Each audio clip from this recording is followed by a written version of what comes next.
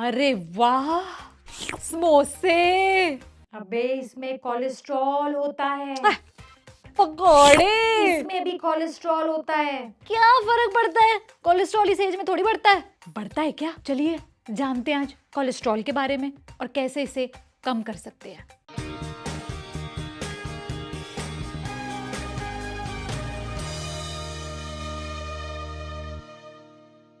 सबसे पहले बात कोलेस्ट्रॉल की, तो ये जानना ज़रूरी है कि कोलेस्ट्रॉल आपके शरीर के लिए बहुत ज़रूरी होता है। सही सुना आप। कोलेस्ट्रॉल एक जेल जैसा सब्सटेंस होता है जिसे लिपिड भी कहा जाता है और इसके कई फंक्शंस होते हैं। अब कोलेस्ट्रॉल आपकी बॉडी में ट्रैवल कैसे करता है? ब्लड के जरिए। साथ ही साथ हर सेल में ये मौजूद होता है। आपके सेल को एक प्रोटेक्टिव कवर देता है और कुछ हार्मोन्स के बनने में मदद करता है। ये हमारे लिवर को पित्त यानी बाइल बनाने में मदद करता है, जो आपके खाने को ब्रेक डाउन करता है। एक इंटरेस्टिंग बात बताऊं, ये कोलेस्ट्रॉल आपका लिवर बनाता है। लिवर लगभग 80% कोलेस्ट्रॉल बनाता है जो आपके शरीर में मौजूद होता है। कोलेस्ट्रॉल दो तरह के होते हैं, HDL जिसे गुड कोलेस्ट्रॉल कहा जाता है, LDL जिसे बैड कोलेस्ट्रॉल कहा जाता है। खून ये दोनों कोलेस्ट्रॉल लेकर आपके शरीर से गुजरता है। HDL तो बिना किसी प्रॉब्लम के आगे निकल जाता है, कहीं पे स्टे नहीं करता। लेकिन अगर LDL यानी बैड कोलेस्ट्रॉल का लेवल हाई होगा तो वो सुपर ग्लू में लिपटा हो सकता है, आपकी आर्टरी की वॉल से टकराएगा, वहीं चिपक सकता है, तब बनता है प्लाक और इसीलिए LDL को स्टिकी कोलेस्ट्रॉल कहा जाता है।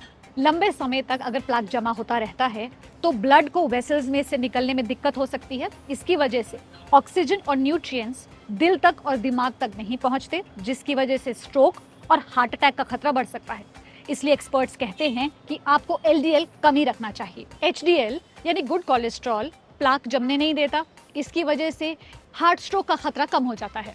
कुछ फैक्टर्स पहले से ही आपके कोलेस्ट्रॉल लेवल को इफेक्ट करते हैं, जैसे कि आपकी एज, कोई मेडिसिन आप ले रहे हैं, कोई एग्जिस्टिंग मेडिकल हेल्थ कंडीशन हो, डायबिटीज हो, थायराइड हो, किडनी डिजीज हो, आपकी लाइफस्टाइल, आपकी ईटिंग हैबिट्स, आपकी फिजिकल एक्टिविटी, ये सब मैटर करता है जब बात होती है कोलेस्ट्रॉल की।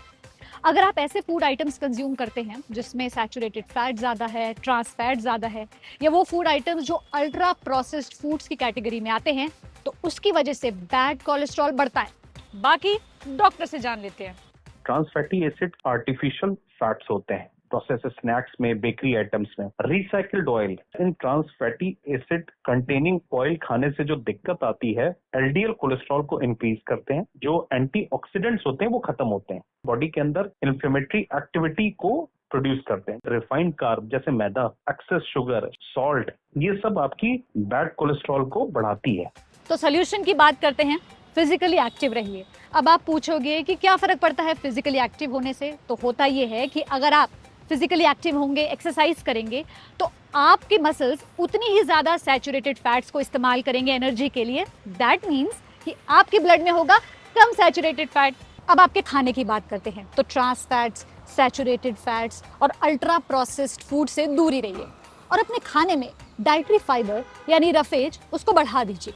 जेल जैसा सॉल्यूबल फाइबर हमारे इंटेस्टाइन्स में डाइजेशन को धीमा कर देता है, फैट को ट्रैप कर लेता है ताकि वो सारा का सारा एब्जॉर्ब ना हो, जिससे कि कोलेस्ट्रॉल का लेवल कम हो जाता है। बैलेंस डाइट पर ध्यान दीजिए, साबुत अनाज, दलिया, ओट्स ये सब खाएं, फल और सब्जियां ज्यादा खाएं। स्मोकिंग मत कीजिए, वजन को कम ही रखिए, अल्कोहल कम कंज्यूम कीजिए, साथ ही साथ अपने सॉल्ट इंटेक पर नजर रखिए। कुछ केसेस में बैलेंस डाइट लेना या लाइफस्टाइल में बदलाव लाना ये काफ़ी नहीं होता, तो ऐसे केसेस में डॉक्टर्स कुछ मेडिसिन रेकमेंड करते हैं।